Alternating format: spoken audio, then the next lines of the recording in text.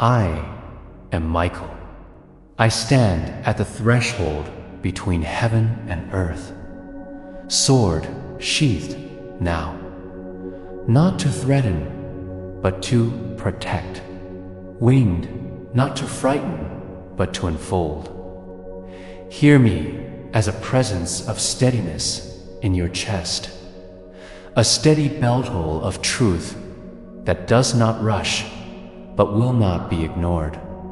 I come with clear intent to deliver words that have been held, cherished, and repeated in the quiet hours by a beloved soul who walked with you on earth. Those words have been waiting like a letter folded into the lining of a coat, warm, urgent, and precious. They do not wish to return to silence. Listen, breathe. Let your heart slow and allow what follows to land gently inside you, your loved one, the one you ache for, the one you remember every time a small thing makes your throat tighten, watching you with a compassion and a longing that is both fierce and tender. They have been wanting, in the hours when the veil thinned, to say these things to you, not to wound, not to reopen old griefs, but to heal, to free, to comfort. They asked me to deliver these lines because angels are messengers for truths that the human voice sometimes cannot carry alone. First, forgive yourself. Your beloved would beg you with words that are as simple as rain to let yourself off the hook. There was not a single moment that changed the worth of what you shared. Mistakes were small stones along a shore, not the dam that kept love from flowing. They forgive you. They understand the limits of flesh and the times when you did not know what you needed to know. If you are still weighing decisions you made, let them slide from your shoulders now. Release them into my hands if you must. I will help you hold what is too heavy to carry alone. Second, forgive them. If in the story you tell yourself there are unfinished sentences that end with accusation or regret, allow those sentences to be rephrased. The person who loved you is no longer shackled by the same fears, time, opinion, pride, the sharpness of ego. They want you to know that their love did not die with them. It widened and clarified. They have seen from where they are the simple truth of what mattered, your laugh, your small acts of courage, the tender ways in which you offered sanctuary to others. Do not let regret be the lens through which you view their memory. Let love be the light. I say this not as a demand, but as an entreaty. The most faithful way to honor the ones who have passed is not to mourn them into silence, but to live so that their spirit may find expression inside your life. Start with a small act. Speak the name of your loved one aloud today and let it be a blessing. Plant something, even a windowsill herb, in their memory. Take a single step toward a thing you postponed because it felt too risky. A class, a trip, a conversation you have been avoiding. Your loved one wants you to move as they themselves would have encouraged, with both wisdom and a little mischief. They are not asking you to forget. They are asking you to be present in your days again. There are practical things they wished to say, too. These are not cryptic instructions, but the soft, clear counsel of someone who watched you and noticed the things that make your life harder than they need to be. Let go of the objects of grief that you hoard only to hurt yourself. Letters, items, spaces that replace sorrow rather than comfort. Keep the things that warm you. Set the others free. A ritual of letting go, burning a page of unhelpful memories, planting a photograph in soil. Giving a piece of clothing to someone who needs it can change the energy around that memory. Mend what can be mended. If there remains a relationship among the living that phrase because of silence or pride, reach out. Your loved one would rather you speak an awkward truth and bear the discomfort of repair than live inside the freeze of what if they are not asking for. Perfection, but for courage. Honor your own limits. Grief is not a race. It is an ocean with shifting tides. Do not measure your progress by another's calendar. Let the rhythms of your body and spirit dictate rest and action. Sleep when you need to. Weep when you must. Move when your muscles themselves demand it. You may feel anger, too, at the circumstances, at an unfairness that has lodged like a stone in your throat. Anger is a human guardian of the heart. It points to what you love. But your anger, if left to fester, can harden into a prison, even as it burns. Channel it, speak it to the wind. Use it to fuel changes that honor the person you lost. Volunteer, create, protect, or simply demand better things for yourself. Your loved one would prefer that the fire of anger warm you into action rather than consume you into bitterness. Now, let me speak of presence. The place where you stand is not empty of them. Those who have gone before are woven into the tapestry of your being. You carry their voice in your laugh, their cadence in your sentences, their bravery in your quiet moments. Your loved one does not seek to haunt you. They seek to help you remember who you truly are. So, when the silence presses and the house seems too big, reach inwards. Close your eyes and feel the echo of their hand in the shape of your own. Feel the pulse of continuity between breath and breath. This is not illusion. It is the honest architecture of love. There are messages they have given me, specific things they wanted you to hear. I was proud of you. This is likely their clearest and most repeated sentence. Not for the big parade of life, but for the small, daily things. The way you made tea on a rainy morning. The way you answered a phone call when someone needed a voice. The way you stood up again after falling. Pride that is given quietly and without spectacle is the truest kind. Hold that pride like a lantern on a dark path. Not everything was about you. They want to ease the weight of self-blame.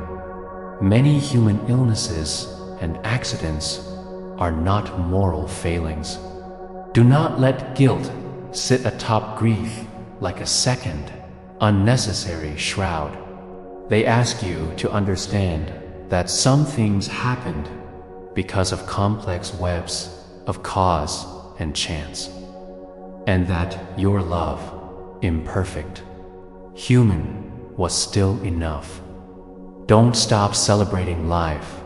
Throw that birthday cake with reckless joy. Dance poorly and loudly.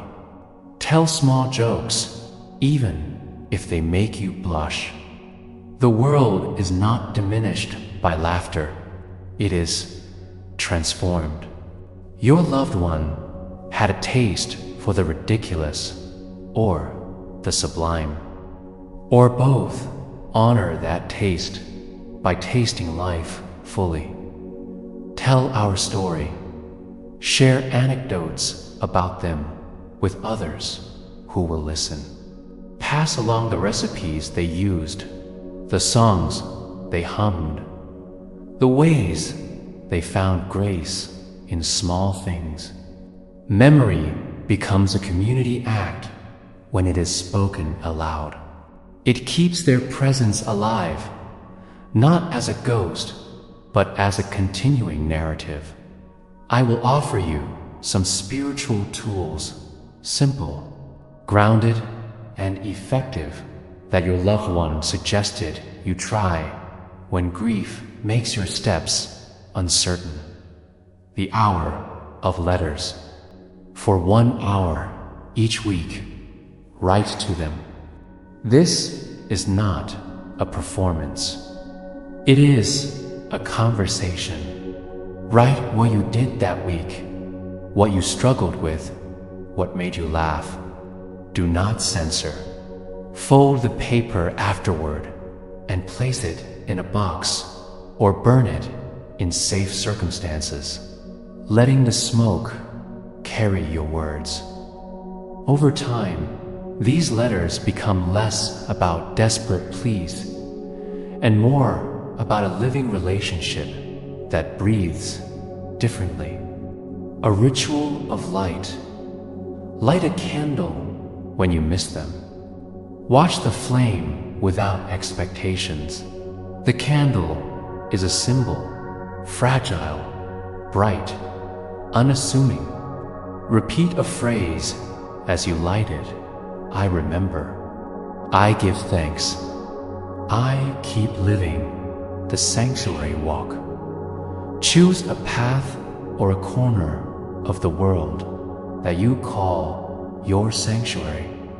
Walk it when the world feels too loud. Speak aloud 3 things you are grateful for along the walk. Make one of those things about the person you lost. Let gratitude be a muscle you strengthen. Speak to the living. Find one person you trust and say without pretense, I miss them today. Let that simple sentence open the faucet of companionship. People often want to help but do not know what to say.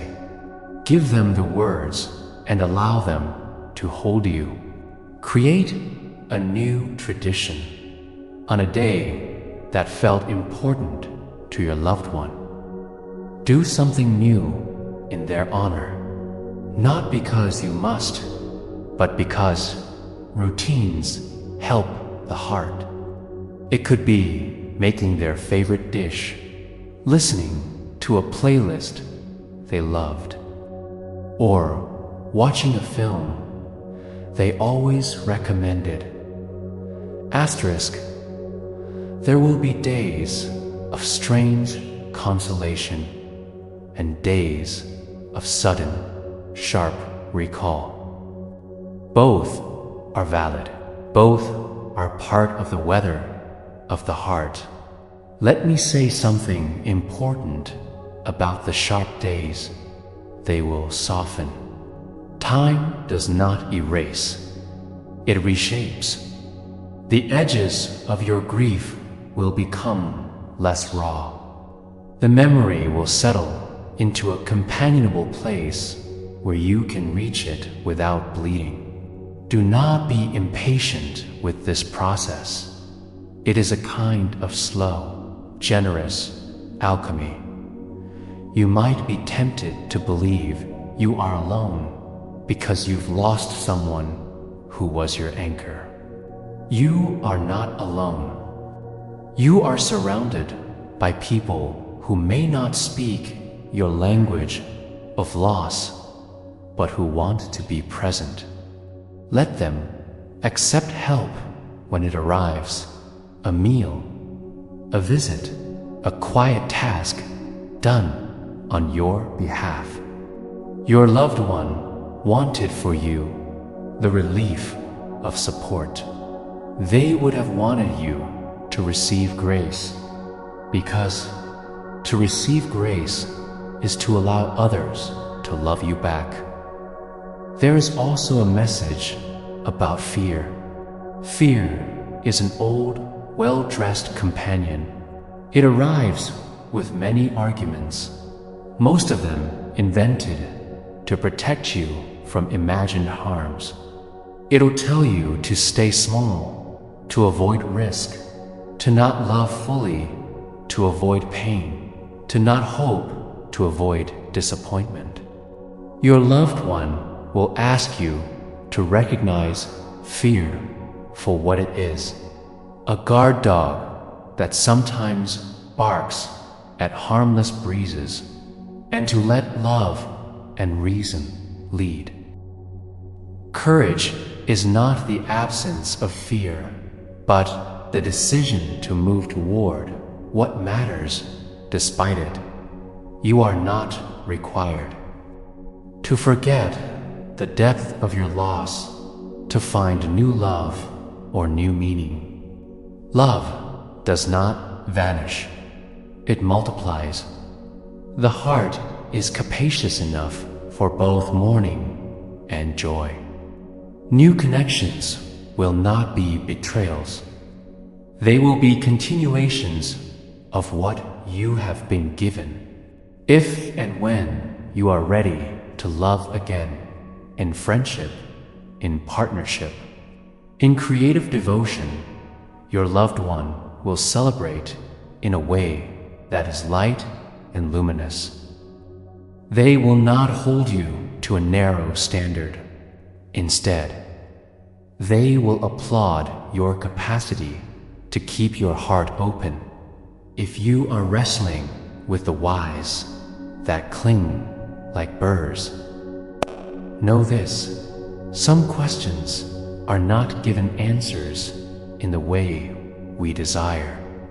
The cosmos is woven with mysteries, but I will tell you a truth that the one you miss would hold out as a hand. Life is precious precisely because it is finite. The finitude of life sharpens its beauty. It is the reason a sunrise can be devastatingly beautiful. Find the sacred in the ordinary. Make small ceremonies of daily life. A pause before you eat. A breath before you answer the phone. A smile to a neighbor. These tiny acts are the bricks of a life rebuilt. Do not silence your pain for the comfort of others. Speak it when you must, but also do not let pain be the only language you use. Let music, art, work, and laughter come back in measured doses. Let new joys arrive like spring, modest at first, then insistent. Your loved one wants to see you learn how to receive them. I will give you some affirmations they asked me to pass along. These are short truths you may speak to yourself in mornings when the world feels too heavy. I am allowed to feel whole again. My grief is a testament to my love, not a sentence. I carry them forward in the way I choose to live. I am loved beyond measure still. Always, I will make room for joy. Repeat them until they are true. Words are not magic in the childish sense. They are instruments. With enough repetition and feeling, they change the neural pathways of your body and the pattern of your days. Your beloved ask that you anchor to these words like a tree root to soil. You may find moments of strange synchronicity, a particular bird landing, a song playing at a precise moment, a scent that takes you unbidden to a memory. These are not always messages in the metaphysical sense, but rather tender reminders that life connects through pattern. When you notice them, smile. They are small grace notes the universe composes. I must speak plainly about acceptance.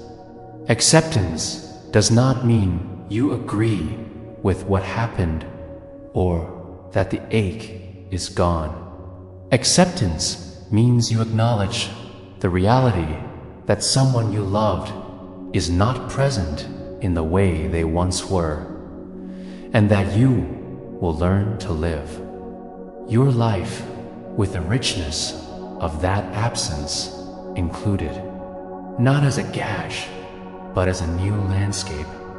Acceptance allows you to move with dignity from one chapter to another, carrying the best of the previous chapters with you. For those who fear losing memory, memory is a living thing. It blooms when you tend it with stories, photographs, songs, recipes, and the retelling of jokes. Your loved one wanted to tell you through me to keep telling their stories, not to preserve them in amber, but to let them live and change as you do. When you teach someone else a lesson they taught you, or when you show a kind gesture they showed you, the person continues to act through you. Finally, a blessing for your mornings, for the nights when sleep is a thin film, for the afternoons that suddenly collapse into quiet, a blessing to hold. May you be held by gentle forces when you do not feel capable of standing. May your heart be knitted again with small threads of joy and purpose. May the memories you carry be comfortable companions, not sharp instruments. May the people around you be brave enough to listen and generous enough to help. May you be surprised often by moments of laughter that come like sunlight through leaves. May compassion for yourself grow broad and patient. May the courage to begin again arrive like tidewater, steady and renewing. I will not promise to erase the pain. That would be untrue, and the truth of this loss is profound. But I do promise, on behalf of the love that still moves between you and the one you miss, that the ache will become a part of the architecture of your life, rather than its only feature. You will find days where you can say their name without collapse. You will one day meet a stranger and see in them a kindness that reminds you of your beloved, and your chest will unclench with gratitude. These are the small, quiet miracles that are not spectacular but are every bit as divine. When you feel compelled to speak to them, do so. Speak plainly. Speak with all the small and large things that crowd your inner room. Do not apologize for continuing to exist. Living is the greatest tribute you can give.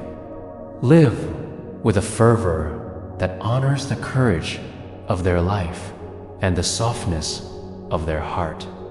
Make choices not from obligation but from love, toward others, toward yourself, and toward the dream of a life held in full. Before I withdraw, let me place one final, sharp encouragement in your hands, an invitation rather than a command. Take one bold step this month that your grief has been discouraging you from taking. Call someone you have sheltered from your truth. Start the project you have been deferring. Speak a hard word that needs saying. Plant the seed you have been postponing. Choose one thing and let the act of doing it become a bridge between where you are and where you will be. You are never as alone as grief suggests. You are cradled by memories, by community, and by the unseen hands that guide with care. If you ever tremble in the night, imagine me, not as a distant warrior, but as a steady presence at the periphery of your breath, offering a gentle, luminous hand to steady yours. Go now with the blessing of my sword, turned into a staff of light. Cut through the knots that bind you without severing the threads of love. Carry forward the music of the one you miss. Let that music be a living thing inside you, sometimes loud, sometimes a hum, but always present. Allow their last words to live not as a vanishing whisper, but as a continuing exhortation to be brave, to be kind, and to love with abandon. Asterisk, beloved one of earth, do not think the message is complete. Love never stops speaking. It flows as rivers flow, even when you do not see the source. The words I gave you before were the first wave. Now comes the second, deeper, gentler, more insistent.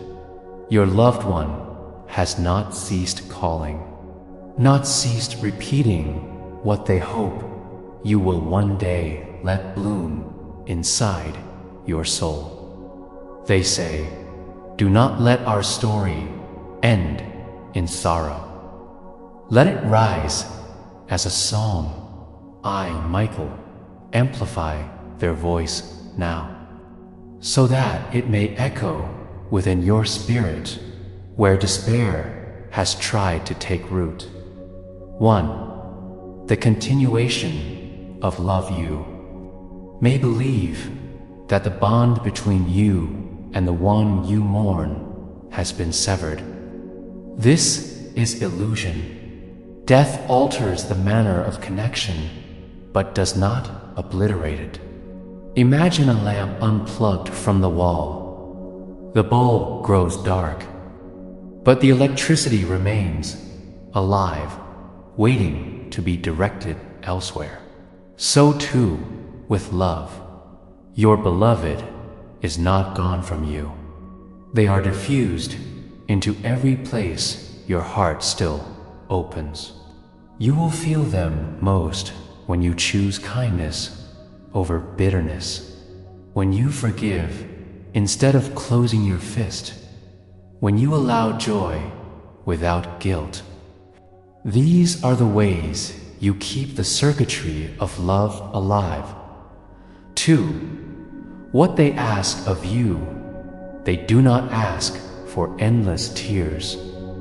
Though tears have their rightful place, they do not demand shrines or heavy rituals that bind you to the past. What they want, what they beg of you, even now, is this: live in a way that proves love is stronger than absence. Plant gardens, speak truth, protect the vulnerable, laugh without apology, stand up again after falling. Every such act tells the cosmos love wins, and in your doing, they are honored. 3. A reminder against guilt. Many hearts in grief rehearse the same heavy script. I should have done more. I should have said more. I should have been better. Hear me. This script is false. Your loved one has no interest in you carrying chains. They do not sit in heaven counting your failures. They stand in light, remembering the warmth of your presence. They say, why do you punish yourself when all I hold of you is gratitude? Why do you carry knives against your own soul when all I wish is for you to rest? Release yourself. To cling to guilt is to dishonor what they felt for you. Honor them by living free. 4.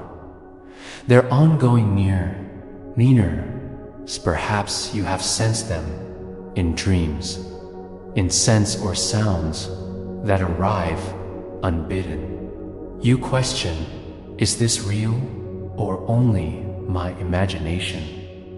Know this, imagination is one of heaven's languages. What comes in symbols, dreams, and synchronicities is not random. It is the nearness of your beloved, translated into forms you can perceive.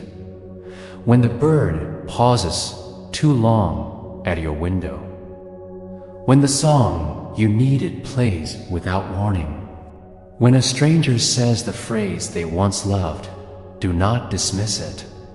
Whisper back, I notice, I remember, I thank you. They hear you. 5. Healing through action. Not let grief remain stagnant. Let it move through your hands, your voice, your life. Write letters, create art, walk into nature with their memory in your chest. Serve others in their honor. Each action transforms grief into blessing. Your loved one begs you, do not let my death be a wall. Let it be a doorway. 6. Words they place upon your heart carry for you now the precise sentiments they have tried to deliver. Night after night, I am safe. I am held. I am free. I see you, even in your loneliest hours.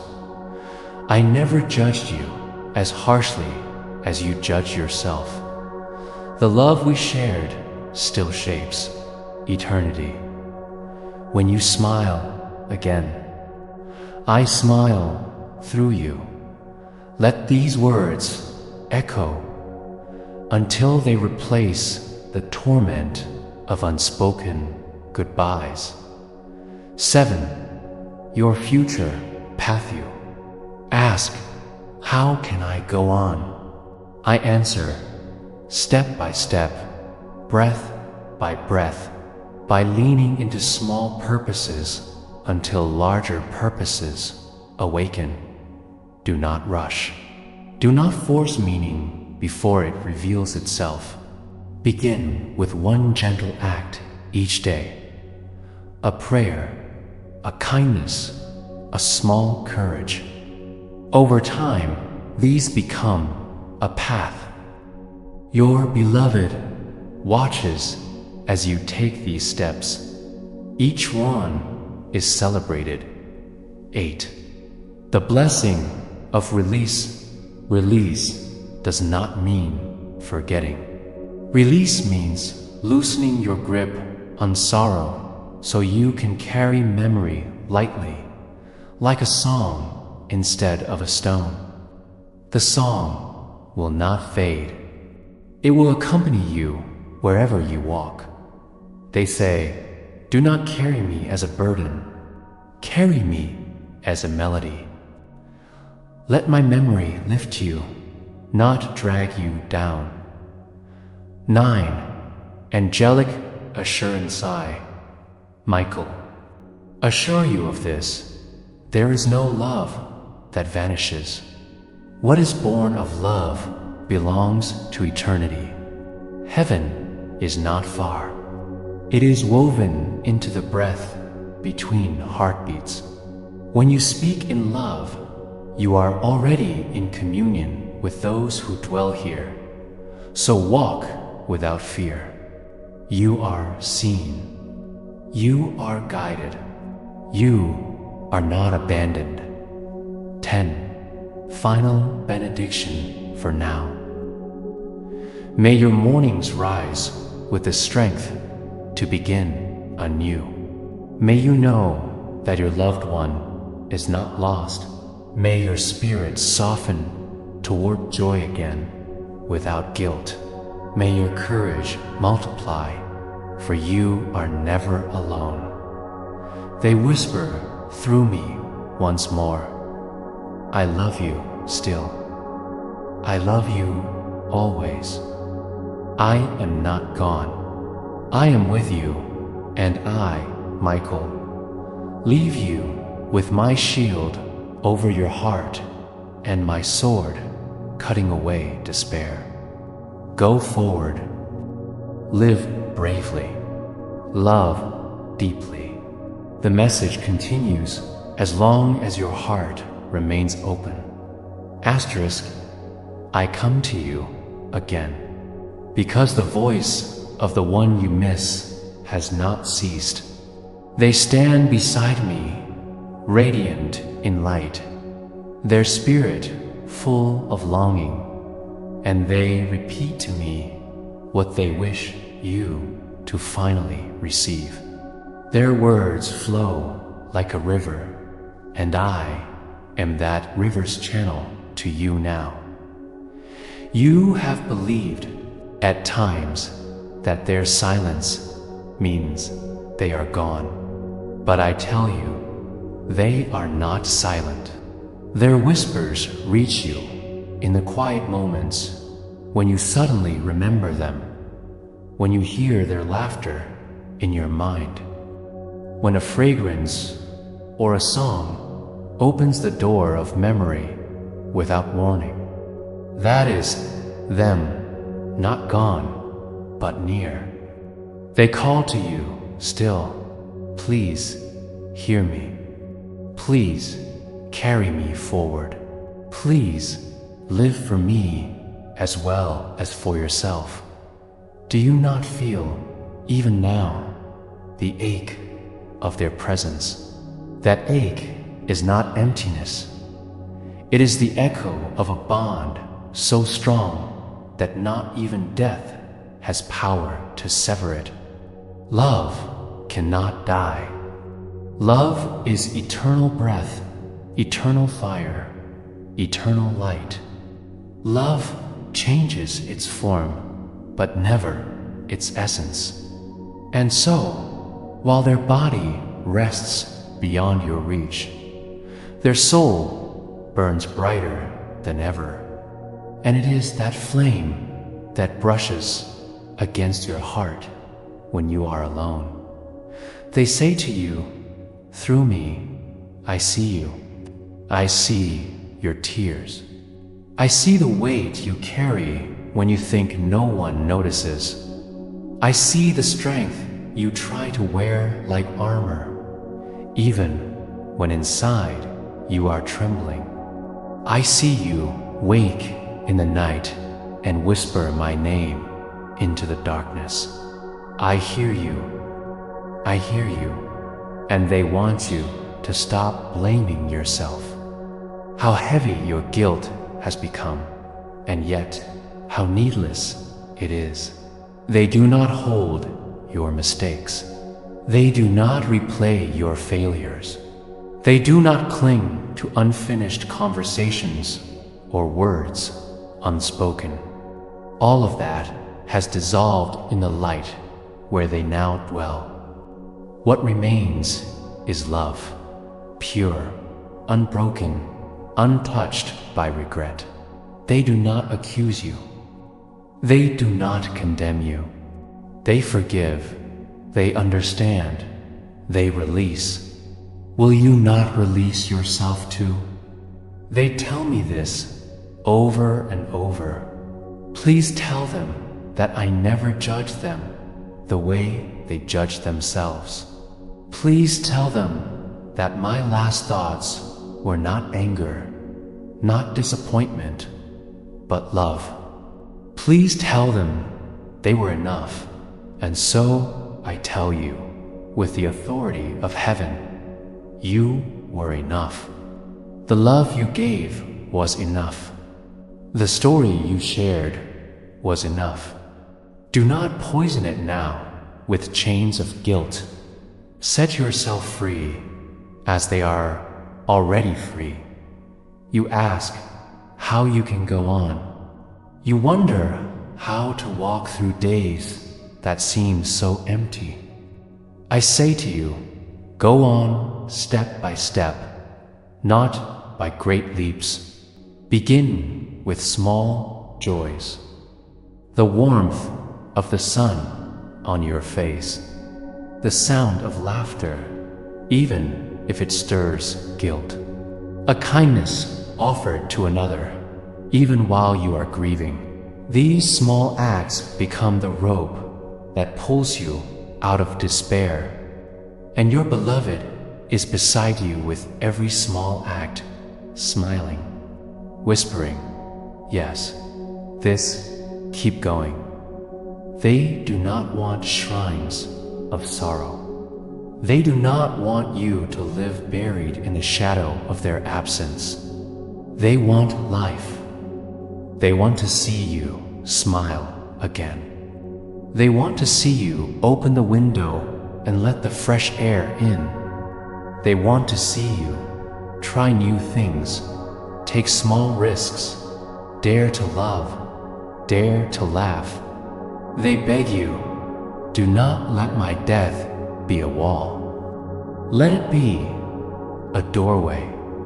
Do not let it end you. Let it open you, and I add my own voice.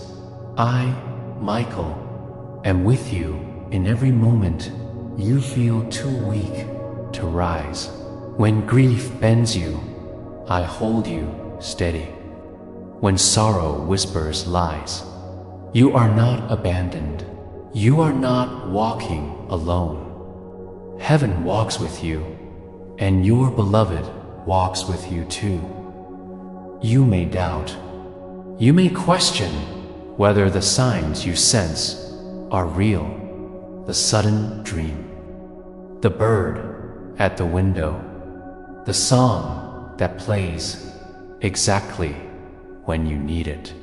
But I say, do not doubt. Love finds its ways of reaching across the veil. What you call coincidence is often communion. Accept it. Smile at it. Speak back, I know you are here. they will hear you. And now, their last words in this hour, repeated with fierce tenderness. I love you. I have always loved you. I will always love you. Do not let sorrow silence you. Do not let despair chain you. Live, for in your living, I live too. And I, Michael, seal these words with light. May they sink into the places of your heart that have remained closed. May they awaken hope where there has been only grief. May they remind you that love has not ended, that love has only transformed, and that you are more held, more cherished, more guided than you have ever known. Rise, beloved. Walk forward and carry their love as your flame.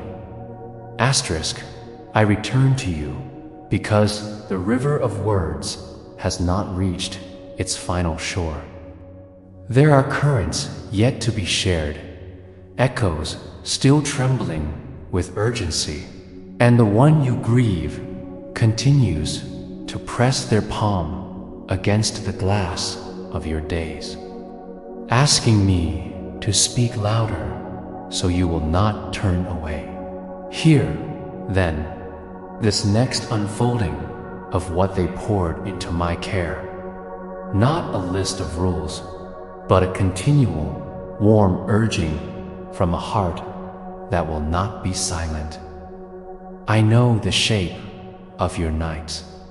I know how the darkness collects small betrayals against the day, the phone that did not ring, the meal eaten alone, the empty space at the table that always used to be filled. In those hours, sorrow can claim your breath as if it were its own. I come now to be a steadying presence in that room. Imagine me at the edge of your bed, a soft light against the curtains, a hand on your shoulder that trembles not with the weight of demand, but with the warmth of assurance. You are not abandoned. You are accompanied by a love that refuses to be diminished. Your loved one wanted me to tell you something that may surprise you. They are not waiting for you to apologize forever. They are waiting for you to forgive yourself enough to live. There is a tenderness in that asking, not the brittle politeness of duty, but the fervent hope of someone who sees the good you do and aches to see it multiplied. They want you to be lighter. They want your laughter to return in a way that is unguarded. They do not ask you to forget the gravity of what happened. They ask you to make room in your heart for both grief and delight at once. They say, if you keep me as a constant wound, you rob both yourself and me of the beauty that memory can bring. Allow me to speak plainly about the myths grief tells you. It will whisper that to move forward is to betray the past. It will coax you into the belief that you must carry every sorrow like an heirloom, polished and heavy.